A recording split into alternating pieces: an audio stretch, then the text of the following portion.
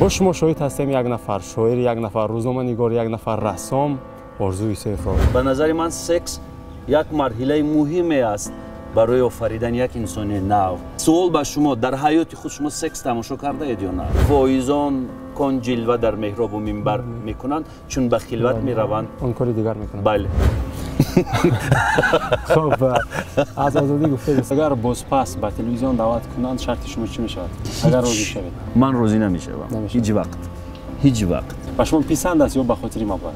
اگر با من پسند طبق قانونی وسایط اخباری عموم من حق دارم که با برخی از سوالهای شما جواب ندهم. شما این رو میدونید.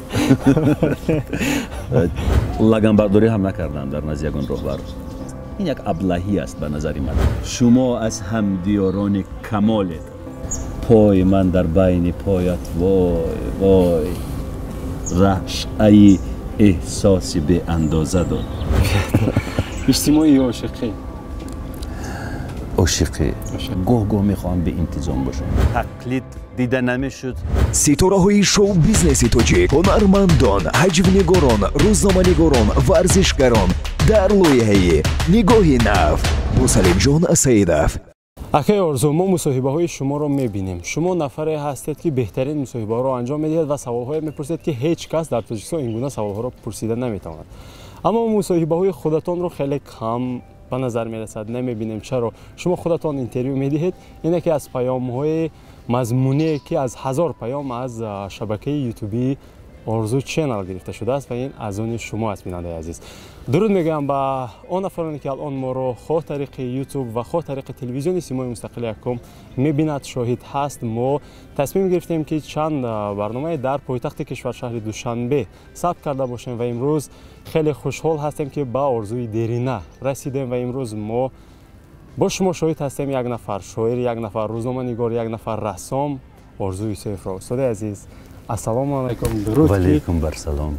درود بر شما، درود بر تماشابینان سیمای مستقل یک، درود بر همه بچه هایی که پشت دستگاه های شما کار میکنند و از آن جمله به نعیم جان که این زمان آوربرداری میکند ما را. سپاس استاد، کم نشود و خیلی خوشحالم که راضی شدید و گفتید که مالش دادر من برای شما خدمت میکنم. من راضیم. میکنم. چرا راضیم؟ با اون خاطر که خوجند این شهری عشق برای من خیلی عزیز است و هر زمانی که خوجند میروم مردم نجیب خوجند با آغوش باز به استقبال من می آیند و من چرا راضی نشوم؟ من چرا آغوش محبتم رو به مقابل دادر عزیزم برادرهای گرامیم از شهر خوجند باز نکنم؟ تشکر، سپاسگزارم، سپاسگزار هستم.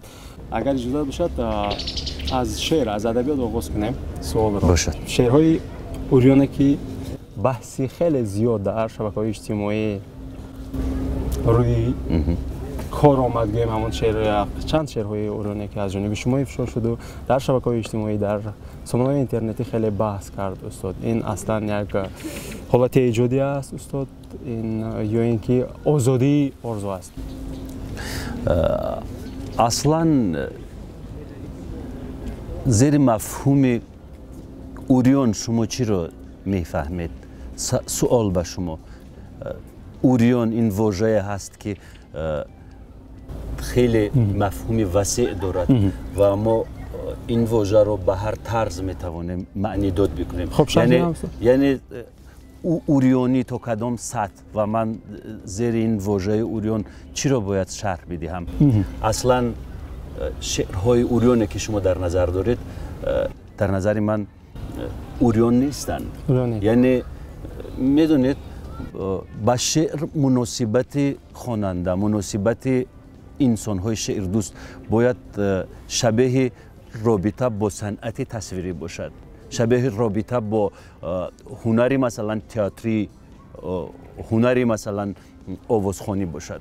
یعنی مناسبت انسان‌ها با شعر باید همین گونه باشد، زیرا شعر نیز یک نمودی صنعت است و وقتی که ما با یک مصور نظر می‌افکنیم و مصور را از دیدگاه خود تحلیل میکنیم، از زاویه یک تماشابین تحلیل میکنیم، با شعر نیز باید همین گونه نظر بکنیم و مثلا در شعرهایی که سکس رابطه جنسی دو نفر جای داده شده است از نگاه من هیچ حماقت نیست. یعنی چرا شما سکس رو مثل یک حماقت، مثل یک کاری پست، مثل یک حرکت ناجای یا اینکه کاری ناشایسته میپندارید؟ به نظر من سکس یک مرحله مهمی است برای آفریدن یک انسان نو، برای پیوست شدن دو تن، دو جان، دو قلب. وقتی که پوست ها به هم رابطه پیدا میکنند و در نتیجه رابطه پیدا کردن پوست ها نبض با نبض برمیخورد، نبض تن با نبض یک تن دیگر و در نتیجه یک انسانی دیگری ساخته می شود که از وجود یک انسان می براید و در بطن یک انسان دیگر شکل می گیرد و انسان می شود. سکس رو من مثل یک مرحله آفرینش انسانی نو قبول می کنم.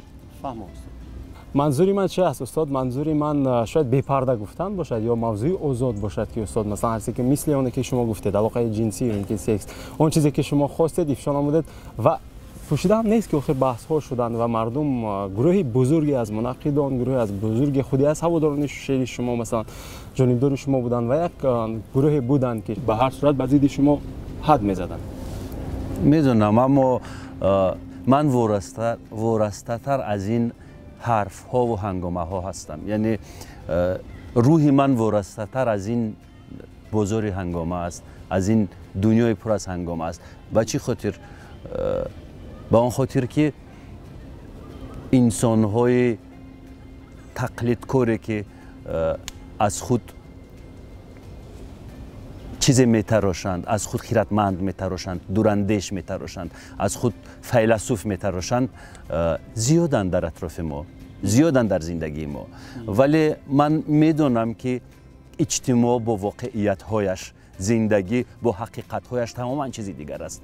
وقتی که ما درباره اوریانی شعر حرف میزنیم، درباره فراست شعر حرف میزنیم، درباره اخلاق و اطوار و آداب انسان ها حرف میزنیم، ما باید اصلا در زندگی این گونه باشیم. اما من میبینم که ما فقط در نوشته ها، در فضای اطلاعاتی، در میدان وسایل اخبار عامه اخلاق داریم، تمیز داریم، آداب داریم، ولی زندگی تماما چیزی دیگر رو به من نشان میدهد. اون حماقتی که من در سور و خرسندی ها و شب نشینی ها میبینم، اون حماقتی که من در مثال روشن و ویژه انسان ها میبینم، هیچ با اون نوشته ها مطابقت نمیکنه. برای چی این تقلید کاری؟ برای چی این ساخته کاری؟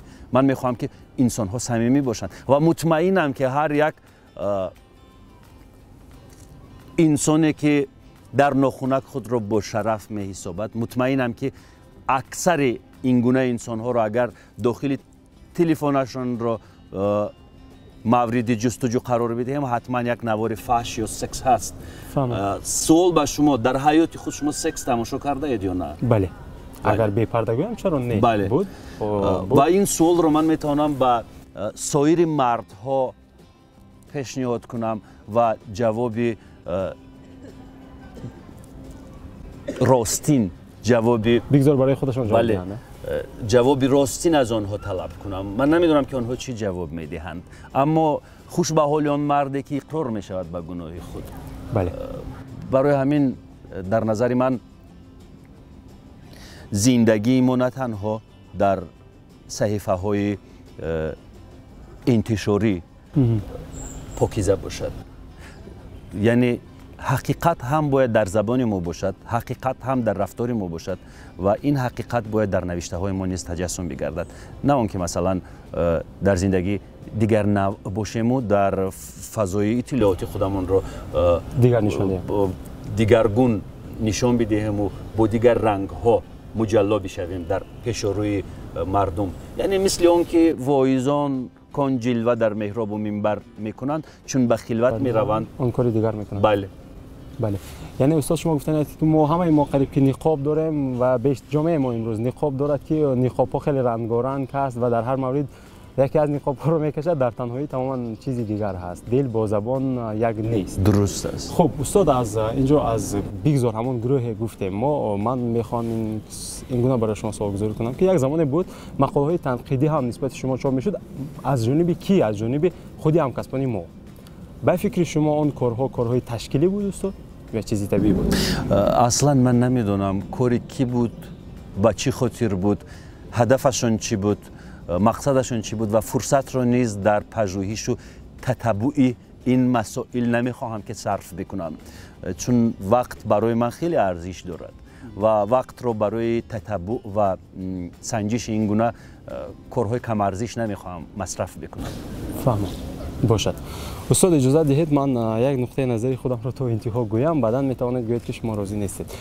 اگر از ژورنالیست که حرف زدیم، اینجا از ژورنالیست که حرف زدیم، امروز کاری گویم که آخر کارهایی که شما میکنید مثلا نگفته ها، اما با اندیشه یک هواداری شما که من پیوسته از دوره دانشجویی ما همیشه آرزو میگفتیم، آرزو از این کارو سطحش خیلی بلند هست. چرا من این رو گفتم؟ این گونه هرچند که مثلا به مانند این گفته ها امروز شاید کسی در تاجیکستان کرده نتواند این گونه موضوع های آزاد و این گونه صحبت ها، اما باز هم من با این راضی نیستم که سطح آرزو این بلند است. چرا گفتم؟ یک زمان استاد فیلم های مستند شما بود وابسته به چهره های تاریخی، مقدس نبی و صوتی مدغزاده، شهر خوجان یک فیلم مستند داشته، چندین فیلم های دیگری که من فکر میکنم به درجه بلندی کسبی بود و کهنه نشونده است، اما امروز آنگونه کارهایی گوییم که اصل از جانب شما روی کار نامده ایستاده است. چرا؟ و شما این را اعتراف میکنید که مثلا اون چیزی دیگر بود؟ به نظر من ژانر مصاحبه دیالوگ هست، مصاحبه مونولوژی هست، مصاحبه تصویری هست. هر مصاحبه که نباشد این ژانر در نظر من موقع خاص ویژه دارد. یعنی همچون روزنامه‌نگار حرفه‌ای من ژانرها را تقسیم میکنم و در حدود این ژانرها با قواعد این ژانرها کاری خود را پیش میبرم. مستندسازی هم یک ژانر ویژه است. مصاحبه دیالوگی هم یک ژانر ویژه است. مصاحبه که ژانری که برنامه نگفته ها اصلا ساخته می شود. اینها ژانرهای مختلفند، ژانرهای گوناگونند. هر یک ژانر قاعده خود رو دارد.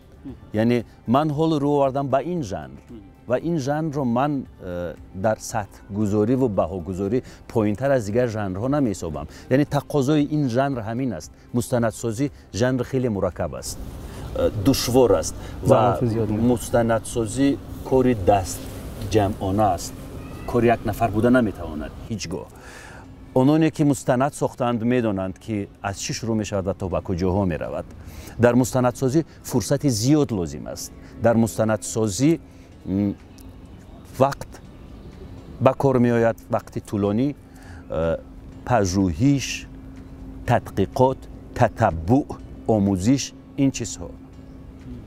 من در تلویزیون وقتی که مستند می ساختم مشکلات تکنیکی، مشکلات بندوبست و تهیه برنامه رفع میشد از جانب همکاران من که در تلویزیون کار میکردند. اما امروز من از زاویه یک انسان بیکار که در هیچ مؤسسه دولتی کار نمیکنم نمیتوانم برای خودم اجازت بدهم که مستندها تهیه شوند از جانب من، زیرا خرج مستند زیاد است و من الان خزینه ندارم که هر هفته یا ماه 2 مرتبه مستند تهیه بکنم. زیرا در شرایطی که من قرار دارم جلب گروه کاری خزینه طلب میکند، یک خزینه معین طلب میکند و چون سرپرست نیست من برای خودم اجازه داده نمیتوانم که مستند تهیه کنم. ولی با پیدا شدن زمینه مالی، زمینه ذهنی، من حتما رو میارم به مستند و من مستند سازی رو خیلی دوست دارم. فهمم. بهترین. تشکر استاد برای جواب مفصل. خب یکی از سبب‌های اینجا از گفتید که من نفر آزاد هستم، یعنی در یگان مؤسسه خب از آزادی گفته استاد، اصلا یکی از سبب‌های اساسی از مانیتورهای تلویزیون دور شدن شما این آزادی خواهی شما بود و به قالب راست نآمدن شما بود استاد. بیاید من سوال رو برای شما این گونه کنم که امروز فضا در تلویزیون ها خواه خصوصی باشد خواه دعوتی فرق ندارد، سنزور تا کجا است، آزادی تا کجا است، برای ایجادکاران تا کجا آزادی داده می شود و آیا همه سنزور نیست هست از جانب ایجادکاران یا اینکه نه؟ البته هست. ما راجع به خودسانسوری روزنامه‌نگاران در یکی از لایحه‌های اینترنیوز بله حرف زده بودیم که به مناسبت جشنواره مدیا کمپ فست در شهر دوشنبه دایر گردیده بود. درباره سانسور و خودسانسوری روزنامه‌نگاران متخصصان با مثال‌های مشخص حرف‌های زیادی زدند. اما یک چیز مسلم است، در تاریخ عموما ژورنالیستیکای جهان سانسور بود و روزنامه‌نگاران تا حد مشت به دیوار سخت و سنگینی خودسانسوری یا اینکه سانسور میزدند و تا حال میزنند تا زمانی که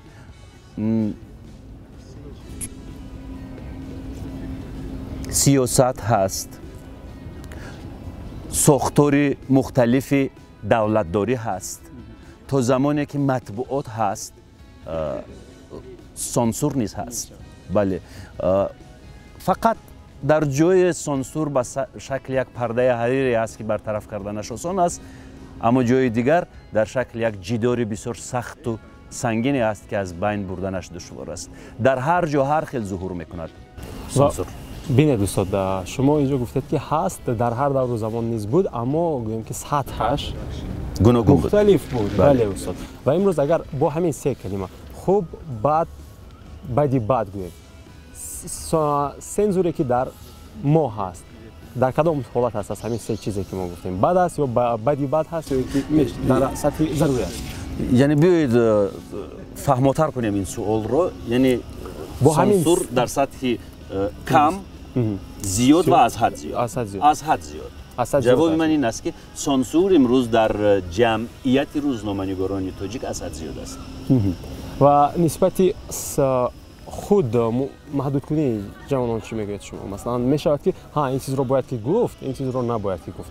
هست از جانب ایجادکارانی که مثلا مخصوصا جوانانی که میگن که نه این چیز رو نگویم بهتر است. میدونید در فعالیت همروزه روزنامه‌نگاری قوانین و قواعدی هست که هر یک روزنامه‌نگار باید آن را رعایت کند و روزنامه‌نگاری که از حقوق‌های کسبی خود بهره‌ور نیست البته دچار همین مشکل‌ها می‌شود. با مشکل‌های زیادی می‌پیچد. به چه خاطر؟ به آن خاطر که هست قانون درباره وسایط اخباری عموم. اگر اشتباه نکنم شروع از ماده 19 تا ماده 30 تمام اسپکت، جنبه و تمام پهلوهای فعالیت روزنامه‌نگار گفته شده است که چی ممکن است، چی ممکن نیست. اگر این چیزها رو روزنامه‌نگار جوان داند، پورا داند، این سوال دیگر به میان نمیآید.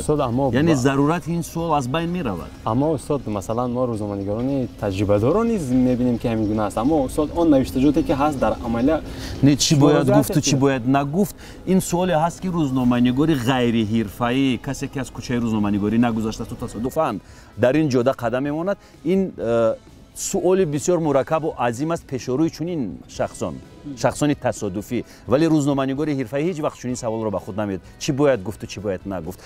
روزنامه‌نگاری اصلا در کدام رسانه‌ای که نباشد، خواه نشریه هست، خواه جریده است، خواه مجله است، خواه تلویزیون است، خواه رادیو است، یک رسالت دارد و کاری روزنامه‌نگار باید همیشه با 5 سوال جواب پیدا کند. چی، کی، در کجا، چی خیل و برای چی. 5 سوال. با 5 سوال که جواب داده توانست روزنامه‌نگار ضرورتی چیکار کنم و چیکار نکنم از بین میرود حتما. پس بد نباشد من سوال رو این گونه برای شما گذار کنم استاد. همراهی کسبی رو شما احساس میکنید؟ خود شما احساس میکنید؟ نه هیچ وقت. مثلا من همراهی کسبی رو شاید در فعالیت میلیسیونرها احساس کرده باشم، چون که در همه مورد ارج میگذارند به پیشه یکدیگر، با یکدیگر هویتشون، فعالیتشون، کارشون همین گونه است. من بارها دیدم که مقاماتی دیگر رو دستگیری میکند در همه مسائل، اما در مسئله روزنامه‌نگاران من این حرفها رو گفته نمیتوانم. من حتی دیدم که میانی طبیبان نیز همراهی هست، میانی آموزگاران نیز تا حد همراهی هست، اما میانی روزنامه‌نگاران من هیچ وقت همراهی رو ندیده بودم.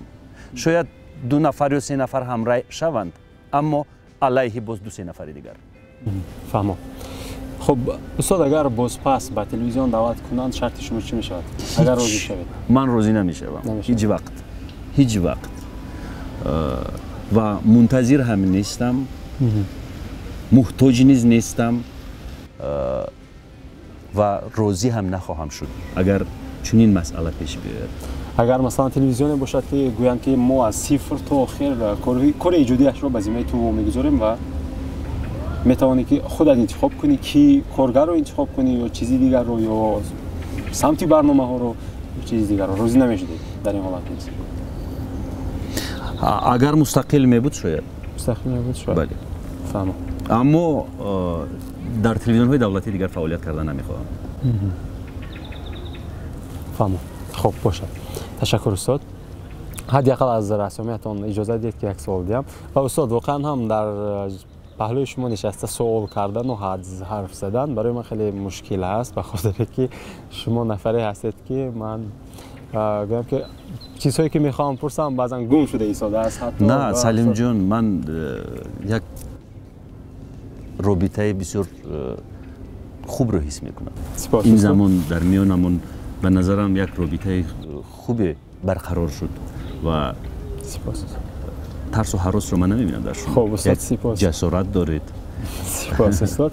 و به هر صورت استاد مثلا من سخت آرزو میکردم که در یک موضوع مثلا با شما صحبت کنم، اما نمیشد که من از چند موضوع به شما سوال ندیدم استاد. خودم رو انتشارات که نبخشم به خاطر که استاد بیاد از رسمیتون سوال میکنم استاد. عادتا در چند وقت رسمی که شما من بیشتر میدونم که پورتریت میکشید، اما ما کم میبینیم استاد. بله من چهره آفر هستم. چهره می آفرم در صنعت تصویر. این از خردی بود، از خردسالی شوق داشتم. شاید اولین کارهای من در رشته رسامی این گازیته های دیواری صنفی بود که به مناسبت سال نو یا اینکه نوروز یا اینکه جشن 8 مارد من میکشیدم و در دیوار صنف آن را آویزان میکردم. این از اولین کارهای من است و بعدا عمیق‌تر فرو رفتم به ژرف نوع این هنر. خیلی میپسندم این هنر رو. گاهی پر میشوم از انرژی و میایم همینجا، همین پارکی که ما این زمان نشستیم و همینجا میایم. باز اینجا مهراب است، در پشت دستگاه های نواربرداری دوداری من، همکسب من، همراه مهراب، همراه دیگر بچه ها میایم در زیر یگان سایه می نشینیم و با رسم کشی من مشغول میشوم. طاهیر باز یک برادری رسامی دیگر دارم، مرا همراهی میکند گاه در چنین وضع. باید رسم بکشم، حتما باید رسم بکشم. اما چرا ما کم میبینیم اونها رو؟ من این رسم ها رو در اینستاگرام، فیسبوک کم نشر کردم، از اون لحاظ که تا آخر کارکرد نشدند، تا آخر کارهای رسامی به انجام رسانیده نشدند به همین خاطر من بعضی از آنها رو در صحیفه های اجتماعی اینترنتی هم گذاشتم، اما تصمیم دارم که شاید زمان پیش بیاید یک نمایشگاهی رسم هایم رو تشکیل بکنم، چون این تصمیم دارم در آینده. بهترین، تشکر استاد. خب استاد، وقتی از شما سوال میکنن که مثلا آرزو پیش است، همه روزنامه نگار هست، شاعر هست یا رسام هست، به کدامش بیشتر افضلیت میدهید؟ شما میگوید که همش که اگر فرزندان شما باشد با همین مضمون که مثلا من جدا کرده نمیتونم، زمانه میشود که من روزنامه نگار کاری روزنامه نگاری میکنم، زمانه میشود که من باید حتما شعر افشا کنم و زمانه میشود که من حتما باید که رسم بکشم. اما این هر سه در سطح برابرند استاد یا به هر صورت هست مثلا یک چیزی که مثلا بیشتر زیادتر وقت شما صرف میشود یا زیادتر شما میخواید که در همون چیز؟ میدونید من از این نقطه نظر بها داده نمیتوانم به همه پهلوهای هنرم. برای من مهم آن است که من خسته نمیشوم از این کارها. مثلا کاری که مرا خسته میکند، برای من خسته کننده است، من کوشش میکنم که از چنین کار دست بکشم و من میدونم که این کار برای من نیست. بگیریم یا تجارت باشد یا آموزگاری باشد یا یگان کسب پیشه دیگر باشد. بودن در زندگی من کارهایی که پسندم نبود، یعنی غیر از این کارهایی که شما نام بر کردید و من اقرار کردم پیش خودم که این کارها خاص من نیست، برای من نیست، برای من خسته کننده اند این گونه کارها.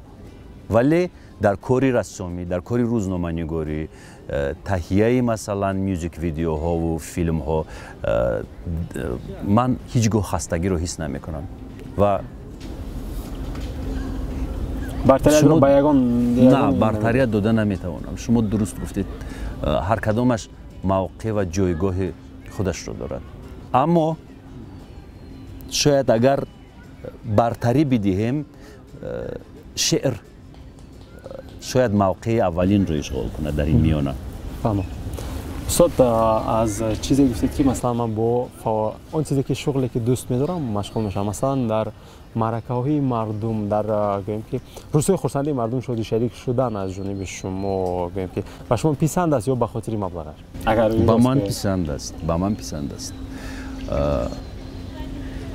باز هم تکرار میکنم که در این یا آن مراسم عروسی توی سور به حیث مجری خدمت کردن مرا خسته نمی کند، یعنی برای من خسته کننده نیست و اون چیزی که خسته کننده نیست من فکر میکنم که این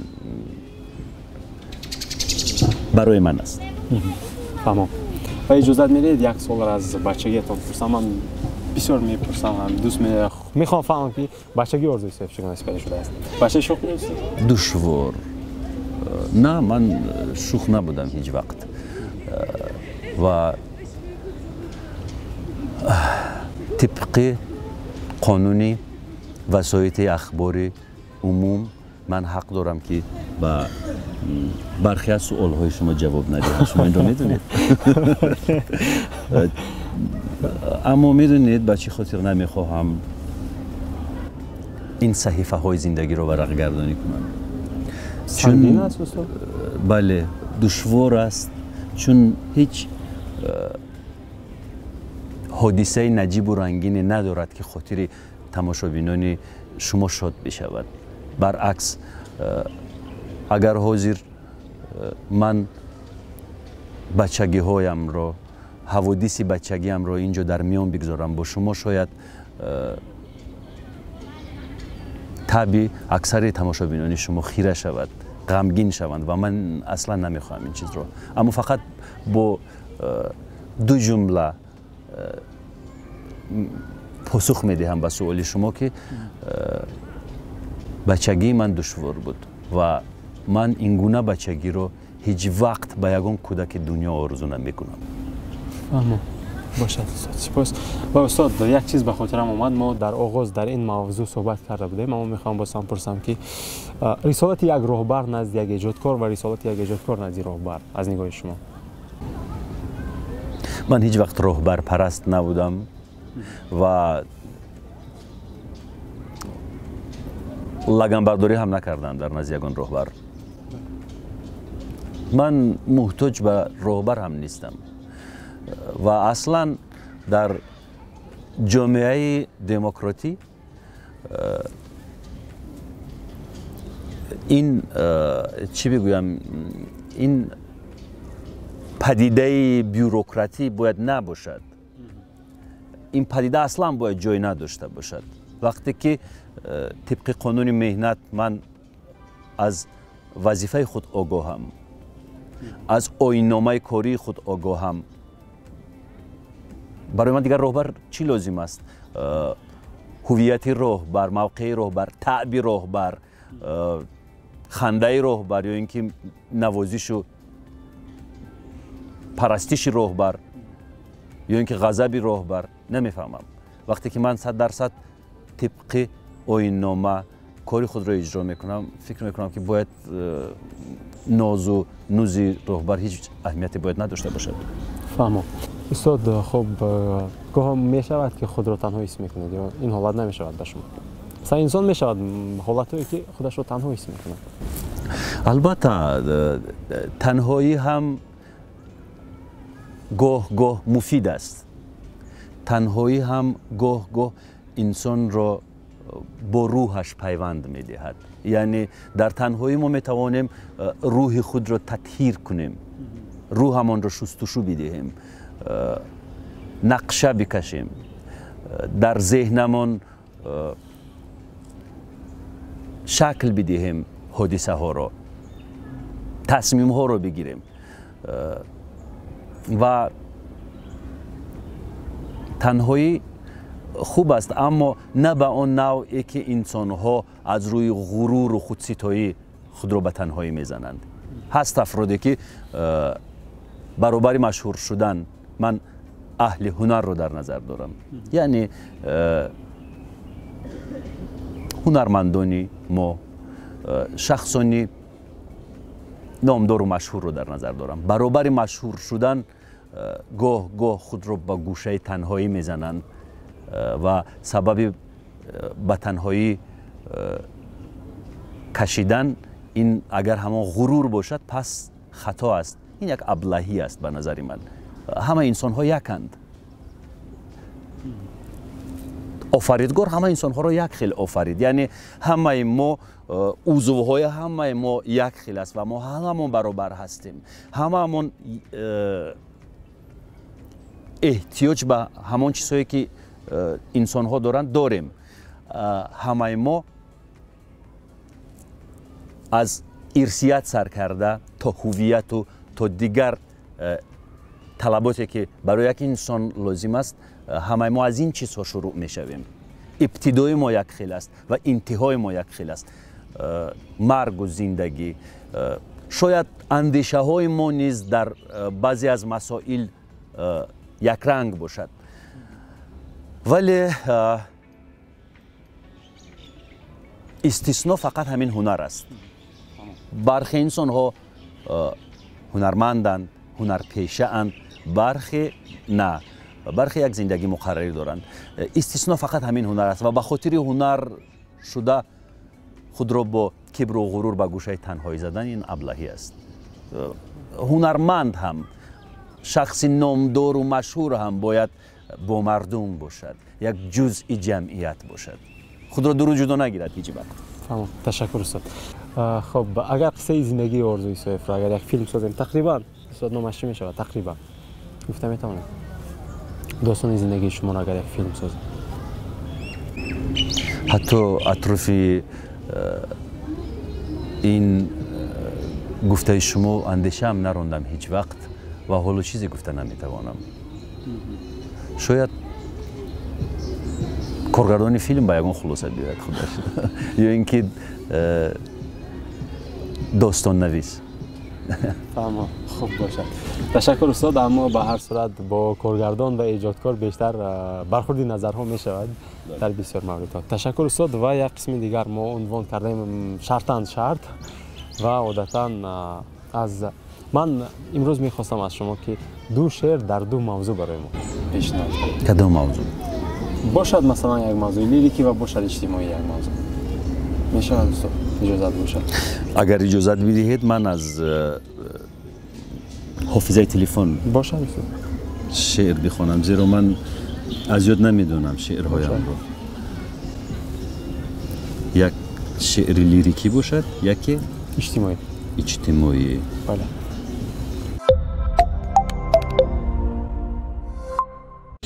با نام ژورنالیست یک غزل انشا کردم. این برای یک ژورنالیست نیست، برای سایر ژورنالیستان حقیقت پرست این را نوشتم. میدونید در کدام حال و هوا من این غزل رو نوشتم؟ شب و روزی که کارمندان رادیوی آزادی از فوت یک نفر مرد در شمال مملکت خبر دادند و گفتند که این مرد با نشانه های با کووید 19 مانند فوتید و بعد از مرگ این مرد اون پرسنل خدمتی بیمارخانه رو به کرانتین بردند.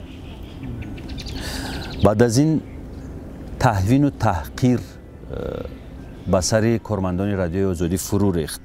از اون جمله هم کسبی ما بانو افسانه اونجا کار میکرد و این غزل رو من با بانو افسانه نوشتم. افسانه اکابر شاه در سیمای افسانه با همه همکارانش و همه آنهایی که در بیان حقیقت جسارت را از دست ندادند. بهترین میشنم. شما همسان دریای زلالید، نظر انداز روز و ماه و سالید، علیه تهمت مردار و ابلیس، شما ثابتگران عکس حالید. شبیه مه در آغوش سیاهی، پیام از رهاورد بهارید. پیام از رهاورد وصالید، زی عمق روحی صد آینه اعجاز، زی عمق روحی صد آینه اعزاز، لقای آرمانها را جمالید. به اعجاز همان کلک سخنریز، حقیقت را شما تاب و مجالید. ز قصد حق تلاش پس نگشتید، اگرچه کفتری بشکسته بالید. شما آینه و دریا و باران، شما ارزنده جاه و جلالید. ز هر یک شاخه گل خامه سازید، شما از همدیاران کمالید. من کمال خوجندی رو در نظر دارم. بهترین استاد. تشکر. قلمتان سبز باشد استاد. سپاس. و یک شعر دیگر؟ آتش تنسوز. آتش تنسوز. مرکز شهر دوشنبه نوربار، جاده ها در حسرت پیغام برف، لابلای هم به کنج رستوران، چشم من از چشم تو می جست حرف. می به ساغرها نشانه هم نداشت، از حلول پرشکوه جشن خاص داشت، اما نرم نرم و گاه گاه دست تو با دستهای من تماس. زیر میز آهسته با سوق هزار، پای را بردم به ساق پای تو. آن زمان از شوق ناگه سر کشید، آتش تنسوز از نجوای تو. ساق پای شعر زیبت گرم بود، شعر همزان شوق شوری تازه داشت. پای من در بین پایت وای وای، رعشه احساسی به اندازه داشت، رعشه احساسی به اندازه داشت. پایهای ما به مانند پل از برای وصل دو ساحل بودند. شبشکنها در پناه رستوران از تماس پای ما غافل بودند. بای بای. سپاس استاد، دستتان درد نکند و قلمتان سبز باشد. خب استاد، پرسش‌های کوتاه است. بلیتس عنوان گرفته است. اگر اجازه باشد برای شما بگذار میکنم. شعر یا خبر؟ شعر. شعر. رسم یا آهنگ؟ آهنگ. سه شاعر. سه شاعر سوالی خیلی دشوار است برای من. سه روز بدم. بله.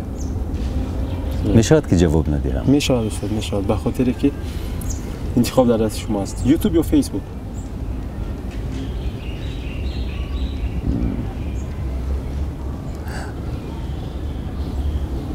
وابسته است از حالت. اما بیشتر یوتیوب. یوتیوب. گذشته یا آینده؟ آینده. آینده. سه ژورنالیست.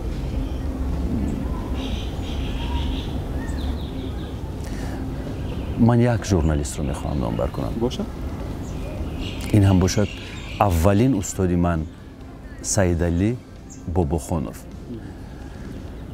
در تلویزیون خطلان هادی من بود، راهنمای من بود و حالا بازنشسته است. من درودم را به استادی عزیزم میرسانم، سیدعلی باباخانوف. اولین استادی من در جاده روزنامه‌نگاری، شخص فرهیخته، روشن ضمیر، اصیل زاده، انسانی به معنای تامش کامل. بهترین. تشکر استاد. پرسید یا طبیعت؟ طبیعت. اجتماعی یا عاشقی؟ عاشقی. عاشقی. سه حافظ یعنی آوازخوان. سه سراینده. بله، سه سراینده آوازخوان. گوگوش. گوگوش. باز گوگوش و باز گوگوش. و باز گوگوش. بهترین. و آخرین سوالی که به هم واگذار میکنیم، عقل یا دل؟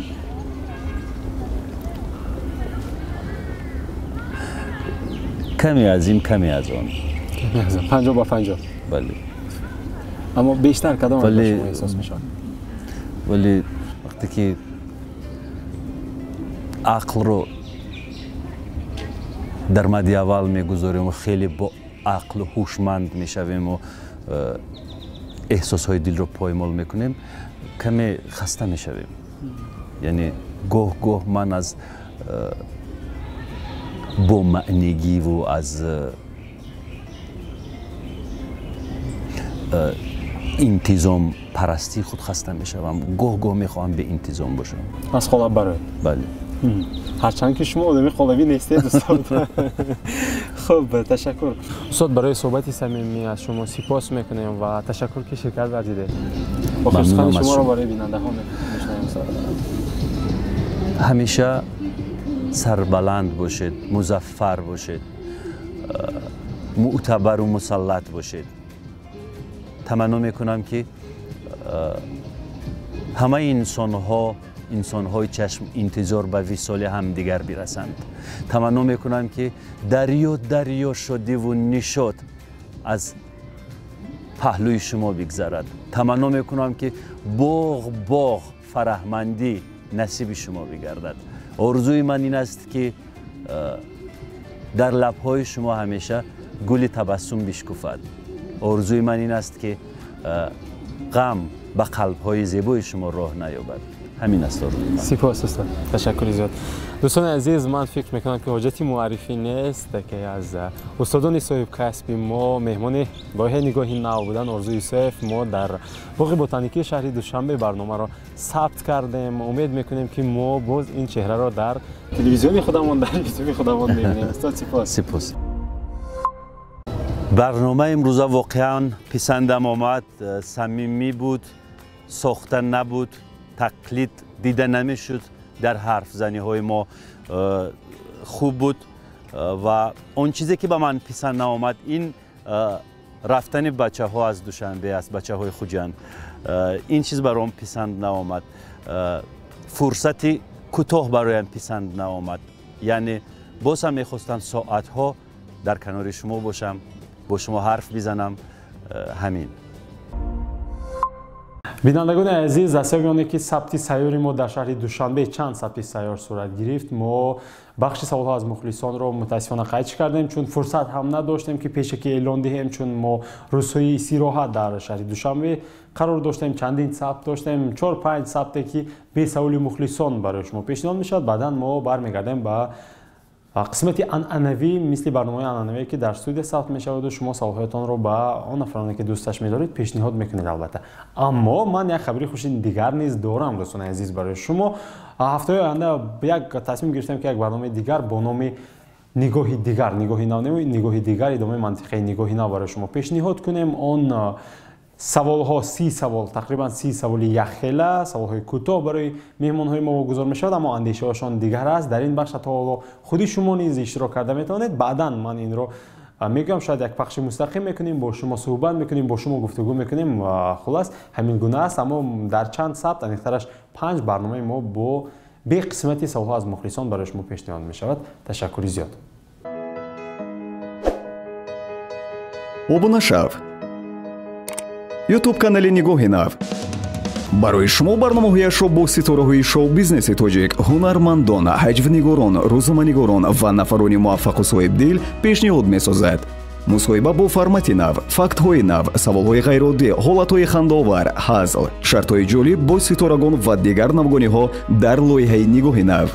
ба канали мо обуна шав, аз зиндагии нафарони муваффақ бархурдор бош.